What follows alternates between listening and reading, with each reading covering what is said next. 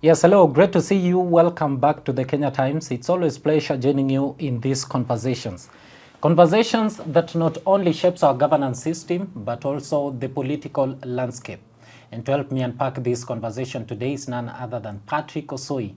Patrick Osoi is the aspiring president of the Republic of Kenya, as well as the former KDF officer. He's right here in studio. We are going to discuss so much pertaining our country, and also to get to know more about the FDI movement he started. Yeah, what does it entail and so on. So I'm your host, Nixon Njau. Remember to follow us throughout this conversation. Welcome to the Kenya Times, Mr. Osoi. Thank you so much, Nixon. It's a great pleasure to be here. I think you guys, we've been up and down, and I've been wishing to come here, but finally today we are here so that we can elaborate more and shed light to Kenyans and Kenyans that need change, and Kenyans that want change, and Kenyans that want to embrace the change. Because one thing I believe is a glass of milk, when you put a drop of poison, becomes poisonous. The same measure of poison you put milk can never be milk. So if we are serious on changing this country, it means that we have to drain that cup, make sure it is nothing to do with any poison, and put freshness in it. So we are here as a new leadership image. We are here to front new ideas to make sure that this country be where it's supposed to be. Amazing. Right. And thank you for coming. Thank you so much. Now, let's begin. Right. Who is Patrick Osoi? Someone will want to know, where was this guy born and brought up? Right. I have an amazing journey. Patrick Osoi is born in Vihiga County, in hills of Bunyore, from Mtete. And I grew up both in Nairobi and Embu County. That means that I always tell people that I come from 3 counties. Now that I come from Vihiga County, or Western region, I also hail from Nairobi, and also from Embu County, whereby my mom used to work in one of the organizations there. So I come from 3 counties. So that's the pride I have. And that is why I'm privileged also to speak more than 8 languages, purely because I am real Kenyan. And that is why I'm so happy, because if they decide to play tribal politics, we'll speak the tribes that they wouldn't believe. So that now it doesn't have, if it is tribe, we got tribe. If it's about a generation, my generation, the young people are more than the tribes that we can talk about. So I want to say that we are privileged to have grew in those 3 regions, and that during my growing time, I am a kid who has grown not in a very good environment or bad environment. So I understand both lives. Yeah. So najua kulala njaa ni nini, na naelewa mambo mengine. So you understand the real life. Yeah, and I understand the real life. And also in my real life as a grown up, I've also tested a lot. I grew up without much, got a lot, went down, came up again. That also is a sequence of life. If you find people who grew without and they got a lot, they will not understand you. True. But if you find people who also grew with a lot and they lacked, they still will have a problem. But when you have someone who has full cycle or oscillation of life, that they have tasted both lack and gain at the same measure, they will be able to understand you. So that's who Patrick Osoi is, a very selfless man, who at very tender age, I will call myself a fighter. A fighter meaning that I love a community that is of equality, and a community that cares for all. Yeah. And maybe you are a ex-KDF officer. Right. Yeah. How did you join the service, and Actually, what made you come out? You know, the Kenya Times and other media stations is important for me to give you precise information because I've seen it all over the media and all that stuff. Firstly, I joined the National Youth Service before I joined Kenya Defence Forces. And when I joined the Kenya Defence Forces, we have always said that we are not Kenya Special Forces, we are not just KDF, but Kenya Special Forces. So there is always, we classify people when they get into the defense forces. And when you hear somebody is a special force soldier, is somebody who has been trained to the ultimate, to the highest level of training. And for you to attain or to be a special force person, one of the core values that or attribute that you need to have is selfless. You have to admit that I want to die before any other soldier die, before any other Kenyan die. So that's where we are coming from. We are coming from a selfless platform, whereby we don't see big things. For example, I always tell people, I can only drive one car at a time, sleep in one section of a bed at a time, dress one attire at a time. Why would I steal more than I need? So, and that is why we are in this space of leadership, because what has held, what has really made this country to be where it is because we have had selfish leaders who care less and don't care about the livelihood of Kenyans. So we are here to bring the real change, and the change that is selfless. Amazing. Right. And let's talk now on the team that you formed. Right. The FBI movement. Correct. What really made you form the team? One of the reasons that we really formed the Fighting Brutality and Impunity in Kenya is because we realized, and for me during my entire time in the government system, what I have seen here or make this country be what it is the impunity in the system. You will arrest someone, you will get into court with someone, you will get anywhere to someone, they will tell you there's nothing you can do. Yet we have the rule of the law. Yet we have a constitution. So the biggest animal, the biggest elephant that we saw was impunity. And we said we need to form something that is fighting the ultimate problem of this country. Because when you talk of injustices, those injustices come because of impunity. So the reasons why we formed this movement is because it's a movement that we want it to be embraced by every Kenyan. And let me say this actually for the record. I just happen to be the presidential candidate for that movement. But this movement is for the people. Because the ideology of this movement is to form a movement or a government system that is owned by people, controlled by the people, and that caters for the people. But many people will say that your team, Fighting Brutality and Impunity, is just a team comprising of the ex-police officers and KDF officers. And you want to, it concludes of rebels from the service, from the security agencies. What do you have to say? Let me say this, Nixon, for example. Most of the persons that are in your phone book today, probably you find mostly are in media fraternity or communication and all that stuff. Most of the colleagues and the people that I have associated with for the longest time since I was 19 years are people in the forces.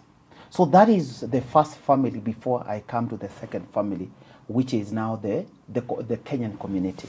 So you will likely able to see that most of the people that will associate with me are people who are in the uniform, not by design, but by default, because I am a member of security agency in this country. I have worked in the Kenya Defense Forces. I have worked in National Intelligence Service. We have trained Kenya Police Special Operations Team and all that stuff. So we have formed a community that is home. And that is why before I got arrested when I was being hosted by one of the media stations, I declared and said, you know what? It is very hard for the security agencies people to come just arrest me. I was very sure of what I was saying, and still I can stand to say that. Because these people understand, and we are also understand that before I do something, I have thought through it, because I come from where we enforce the law. So we cannot just wake up and do things that are against the rule of the law. We cannot just wake up and do things that are against the constitution of this country. But the assumption of people, because they don't understand probably where and the space we are coming from, they might victimize you. Actually, I was so shocked to see the government bloggers paid to propagate and to have a lot of propagandas being circulated all over the country, where people thought that FBI, or Fighting Brutality and Impunity, is a militia group. Yet it isn't a militia group. These are group of people minded, and the most important thing is the ideology. And we always say that being a soldier or being a fighter is the mindset. Is actually not even from the fact that you've come from the security agency. Even if I even quote from the context of the Bible, for example, the God himself refer us as soldiers of the Lord, which means soldier is not just training, is a mentor proposition, is how you position your mind to become the other soldier. So allow me to say that fighting brutality and impunity is farmers, these are business people, these are students, these are doctors, these are teachers, these are people who are tired by the brutality of economic brutality. These are people who are tired by policies that do not cater for them, but caters for the interests of a few people. And so fighting brutality and impunity, it is actually for every Kenyan who is tired by the system that cannot cater for them. Yes. But the movement now was begun by three of you. Right. That is you, Hiram Kimathi, and Kopshakur. Right. Don't you see that people will see this team as a militia group? Maybe they are rebels from the security agencies? Basically, the first impression for persons who don't want to find more details of the movement will actually react from the fact that they are just analyzing that we are coming from the security point of view. And I actually came out and condemned that those accusations because, you know, before you even arrest a person, you need to find the grounds at which you need to arrest that person. You don't wake up because I saw Nixon with a gun, or I saw Nixon with jumping from a plane, or I saw Nixon from holding something. I come and arrest you the next morning. I need to find out the criteria at which or what you are doing at that particular time before I come to arrest you. And that is one of the one of the problem we have. And that's why I say the problem we have in this country is a system problem whereby people do things before they find out why they are doing them. And I want to say that I want to congratulate even the investigating officers, because let me also make it very clear, because I come from the security point of view. When a police officer want to interrogate you or want to investigate a matter of any event, for example, he is allowed by the law to do that. So the problem is at times the procedures that is used. So when I was seen and when we were seen as a group, and that is why we are very skeptical. If most of the elected members who are in parliament today, if they are not careful, we are also going to send them home. If we are not able to do an accountability of what motions you've taken to the parliament, have you taken a motion to the parliament that is catering to the interest of what we are saying, then we say you are also an enemy of the people. Can I tell you, Ruto is powerless if we have a working legislature. You heard the other day when they were saying we are the people who can, put vote of no confidence to you. We are the people who can control you. So that means the biggest problem, before even we look to the problem itself, whereby Dr. William Ruto is part of that problem, is that the members of parliament and the senators who are in the legislative today, those houses, then they are also a biggest problem that they are playing for this country. Because if we have been complaining about rogue government, we've been complaining about unaccountability. We have been complaining about transparency in the government system. We have been complaining about extrajudicial killing in this country. And they have not said, the people are saying, we need to take this government home. That would happen immediately if these people were ready to do that. But because they are not ready to do that, they are compromising the status quo so that they are not. I don't know what they are waiting for. I don't know what they fear for. Because there is nothing you need to fear, Nixon. I told people the other day, even death itself we don't fear. Why? Because we are even told when you die, you're going to find more better life than this life of today. So there's nothing any person should fear as long as you're breathing and you are able to fix what you have to fix. So the money politics, the transactional politics is coming to an end, and I can assure you, I spoke this 2 years ago. I even spoke it in Washington, D.C. And I will tell you for a fact, we are going to speak it so loud that even the neighbors will not stand. Even our kids will not stand, not to understand that it is wrong to be corrupt. It is wrong to be given money to destroy your future. We want to be too loud that in just the other day, people used to buy newspaper on the road. True. People used to come, you place the monies on the newspaper, you take your newspaper and go, and nobody would steal that money. True. Where did this country go wrong? We need to come to the drawing board. And I want to tell you, Nixon, that the Kenyan people, and especially we, the young people, we are going to be too loud, that they cannot stop it. And if they are not careful, 2027 or the election, when the election are going to be conducted, you might come with your money, we take it and we beat you. That is where it's going to get. Because we cannot continue to entertain people who wait until it's 5 years to come and pay us, to lure us and destroy the future of this country. The unemployment brutality in this country, it is to another level. You heard the other day I was attacked actually. Probably we might talk about it just as a snippet, because the unemployment level in this country, the government cannot resolve it because their mind is about them. We have oil in this country. We have gold in this country. We have natural resources amounting to more than 27 trillion US dollars. Yet this country is struggling with unemployment. No one, and show me, even Dr. William Ruto today, if he has spoken about agricultural revolution in this country, whether he has spoken about manufacturing revolution in this country, he has never spoken about those things, because those are the solutions to cater for the unemployment for young people in this country. But Mr. Osoi, there are still Kenyans who feel that you guys do talk like this every day. Why should we trust you? Because they say we have had, even the current leadership, even the president, maybe talked like this when he wanted power, and other leadership that have gone ahead of us. So why should Kenyans really trust you? Let me tell you, Nixon, and I want to make it very clear. Nixon, before you came to interview me, you are trained as a communication specialist. True. When did you know that you qualified to be a communication specialist? When they awarded you a certificate that I'm a graduate in communication, mass media and communication. That is when you qualified as a communication specialist. True. Patrick Osoi and the leadership we are embracing have been awarded certificates of selflessness, being and having been trained as a special force soldier, having given my life to die for the sake of Kenyans before coming to this leadership, is a clear indication that we can be different in the way we lead this country. So the difference between me or others is because we do not have clear history of what they have offered before.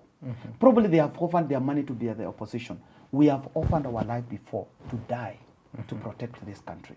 Here again we are offering ourselves to the leadership of this country to make sure that the selflessness we bring to this country. And let me tell you, the core values of people like us and what we have been qualified to be, because to be qualified as a special force soldier, what we are talking about is selflessness. We are talking about integrity. We are talking about courage. We are talking about prioritizing the life of others before yours. So that is clear indication that I don't have even to be loud enough to even justify whether I can be a different leader in this country. Yes. And there's been allegations that, sometimes government silence you people by buying you, great mind like this. So have you ever been approached by any government official? There's a lot of speculations, and not just speculations. Have heard people mention a lot of things.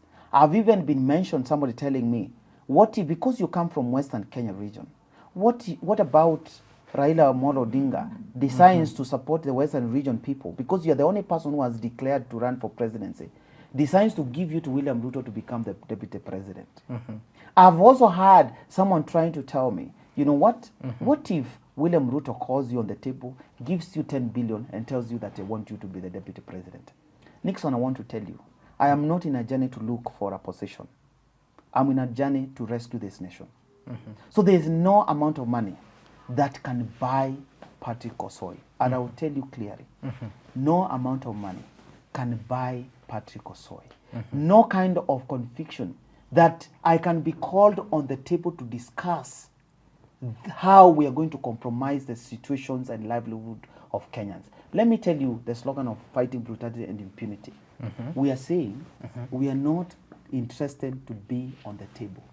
We are interested to get to the kitchen, to understand what kind of food is being cooked, what amount, how is it served. Because every Kenyan, we must embrace equality and fairness in matters of how we deal with business in this country. So any doubt, and I'll tell you again, you'll call me here many times and many times.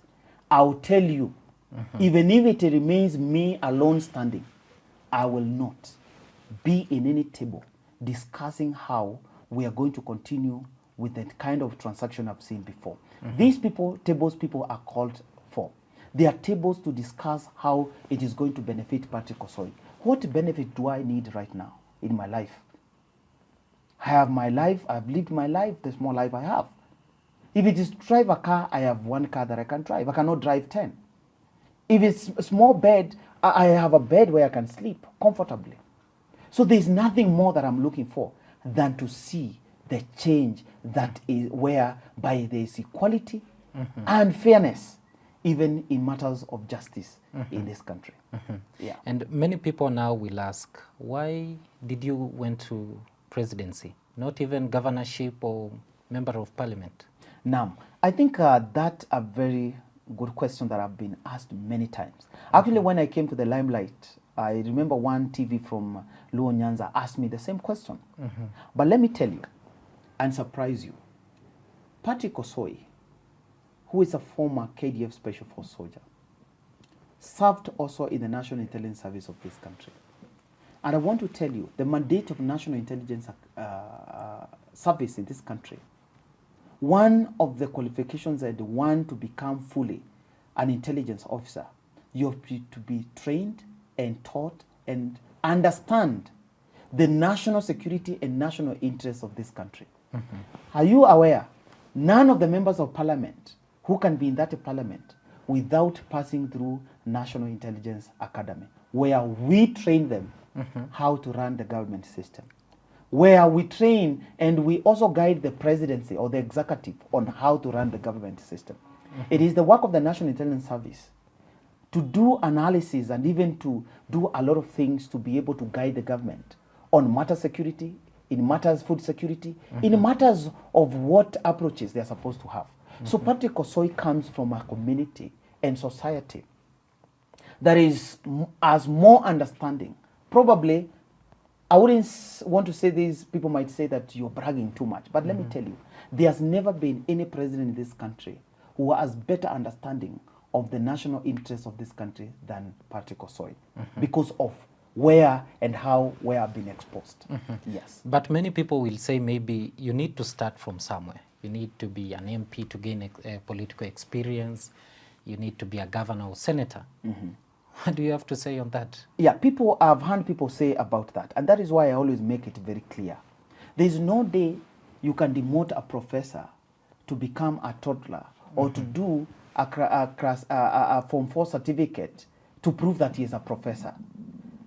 Where I come from as Patrick Osoi, I have said again, is a community and society that is trained not 1 month, not 2 months, not 3 months, understanding the national interest, the national interest of this country, especially the National Intelligence Service. No one, and that is why when we had a lot of crises in this country, if you remember during the tenure of His Excellency Uhuru Kenyatta, he ended up having people from the National Intelligence Service appointed as the Inspector General of Police. He had to appoint people from the Director of Immigration to come from the Director of National Intelligence Service. He had to appoint Nonin Haji, who is currently Director General of National Intelligence Service, to be the DPP of the time. So there is uniqueness, and I want to make it very clear. You know, people say, you know, a lot of things about the National Intelligence Service, but I want to tell you this. National Intelligence Service of a country or such a country is not a joke. And that is why when the information coming from the National Intelligence Service is ignored by the executive, this country is jeopardized.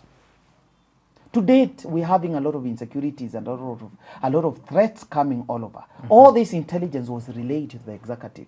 But do they take action? No. Why? Because they are in transaction. Do you believe that the agencies normally report to the president this? Let me tell you, Nixon, and I'm sorry to say this, I'm not just a mere Kenyan who just walked from anywhere and got into the politics, or a Kenyan who just have an information from just out there. Ask me, understanding of even taking over of Kisimayu.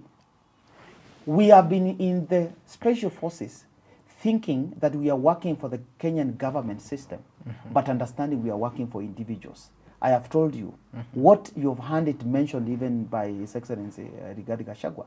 All those are truth, facts that are in this country, and which we cannot want to discuss too much for say this reason, because it's not about them, it's about our nation. There are much of the information that I can dispense out there and compromise the security of this country from the external forces. So I am here talking and even saying things that I wouldn't also want them to affect us externally. But the fact is that the people who are real terrorists are sitting somewhere in executive, just enjoying their life, yet victimizing people like us who are fighting and making sure that we want to bring proper and pure governance of this country to the letter. What do you think that Patrick Osoi will do different from the current president, William Ruto? Basically, we don't have a lot of things to say that we want to promise to Kenyans. I have told you, it's just so easy. What we are going to do different from what has ever been done before is to enforce the governance in this country, is to make sure that the rule of the law is observed. It's to make sure the constitution is followed to the letter. It is to make sure accountability and transparency is taken to the letter. It's to make sure that we don't have a devolvement of government system in the books without the practicability of it. Because to date we talk of devolvement of the of county government, but it's not practical. So we want to make sure that what we write we can follow. If we feel it is too much, we as Kenyans, we can decide to reduce it to 10 commandments and say, you know what, Christians are bigger number than, they are bigger population than Kenyan, and they are only guided by 10 commandments.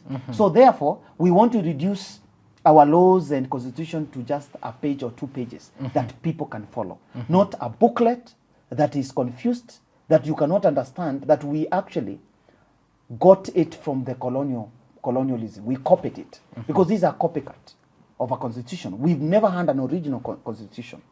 Whether they said, you know, it's a 2010 constitution, new constitution. All these are copycat of constitutions of British. We don't want that. Okay. We want a constitution that we can be able to follow. We want a constitution that everyone is accommodative. We want a constitution that is for the people, by the people, for the interest of the people.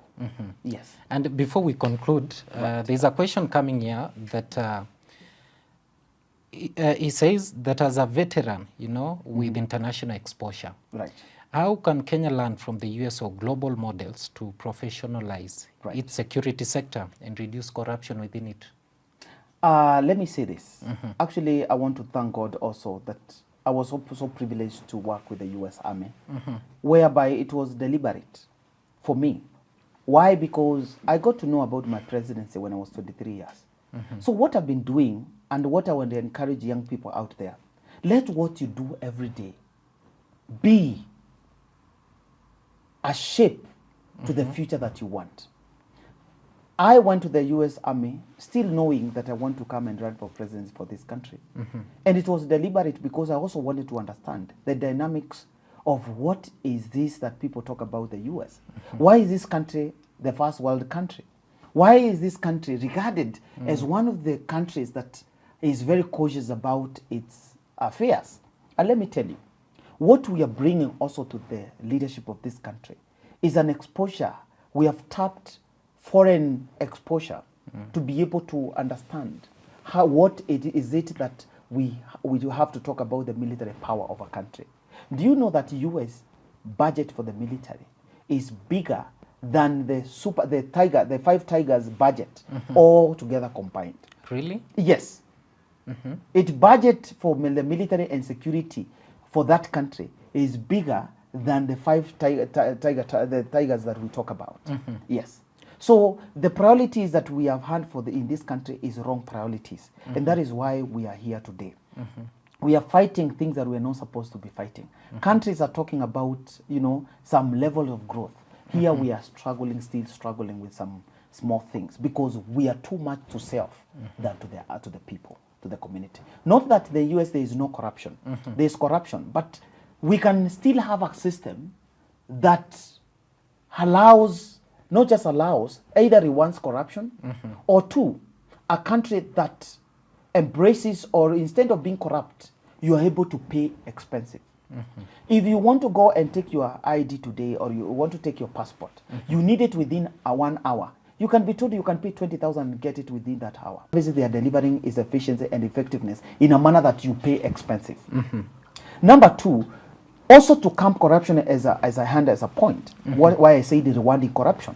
It means that if Nixon knows that Patrick Osoi stole money from the government system and stashed those money in offshores worth probably 10 billion, and you have the proof and you can clearly report it, and that matter is investigated and that money is recovered, you are paid a commission from that. Those are kind of the system we are going to bring 2028. Every Kenyan will be an eye to another Kenyan so that we don't lose it, because we cannot allow others to steal and others being seated down. So we have to create a system whereby every Kenyan is a security to the resources and the power for this country. And are you going to form a political party? For me, the political party, let me just make it clear, fighting brutality and impunity is not a political party. Every person, every Kenyan, it doesn't matter where you come from, it doesn't matter what political party you come from, it doesn't matter what tribe, it doesn't matter what generation you are. And that is why we came up with a movement. Because we understand the government dynamics of division. If we say we are Gen Zs, they will use the same Gen Zs to divide us. If we say we are millennials, they're going to use the same way to divide us. If we say we are Luyas, we are Kikuyus, we are Kambas, they are going to use the same thing to divide us. Guess what? We decide to come up with a movement, because a movement is a movers. You cannot tell which tribe that movement is. You cannot tell which generation that movement is. And we are smarter and better, the government system. And that is why we are sure and certain that we are going to have this government to the letter. And again, for the political party, because it is a requirement basically to have a political party, not just a mandatory requirement, but it's easier because they did it intentionally. Today, that because those political parties are still the problem we are suffering today. I will speak about them some other time to tell you that we don't even actually need political parties in this country to run this country. Know the position of the party. So, who said that the parliamentarians or even legislatures should be in the parliament discussing about political parties? So what I was saying, that we as the movement, a time is coming and we are going to guide people and tell them, if you so wish, because we are not going to force people, this is the political party for the young people. And mark my words, it's going to be millennial, Gen Z, Gen Z millennial, millennial, Gen Z, Gen Z. That's the political party we want to form. Because we are the people today, the sons and daughters who need to fight and make sure that we satisfy our parents. We make sure we feed them. We make sure that we bring an environment that can be conducive for them as they retire. Oh, well. Yes. So your last word to Kenyans as we conclude this conversation? So to the Kenyans, and especially the young Kenyans, that we cannot change this government system unless we speak one language. The only time that even God himself, God got surprised by people is when people spoke one language and they were able to understand each other. If we are able to speak one language and language to change the system of this country, draining the swamp of this country, making sure that we put freshness in our legislature, then we'll be good to go. So our mission is to make sure you have an ID, make sure you have registered as a voter, make sure you're committed. To a matter of fact that during the election time, you'll make sure that your neighbor is not left as we go to make the decision to make sure that we better this country. And for them that they don't vote, because Nixon the law or this thing is two-sided. For them that they don't vote, we want to tell them, it is the highest time to make sure that you exercise your constitutional mandate to vote. Because once we take over the government and you don't vote, what we are going to do is to make sure that the government system becomes expensive for you. Why? Because you don't participate to make decisions where it matters. And yet, you want to come to the street and you don't vote. It is not going to happen. Let us have a government system. Let us have one mind. Let us be committed. Let us sacrifice. And let me tell you, we are going to make sure that this country is brought to where we want to be. Thank you for coming. Looking forward to have you once again. The Kenya Times. It's been an amazing conversation. Thank you so much, Nixon. I want also to appreciate you guys to even creating time and making us to visit you. We are open. We'll come again and again to make sure that we make Kenyans understand what journey we are embracing. We are ready, mentally ready, physically ready, and spiritually ready to make sure that we take over the leadership of this country to where we want. Great. That is where we conclude our conversation together with Patrick Osoi. He is an aspiring president of the Republic of Kenya. You have had an amazing conversation with him here. See you in the next interview. I've been your host, Nixon Njau.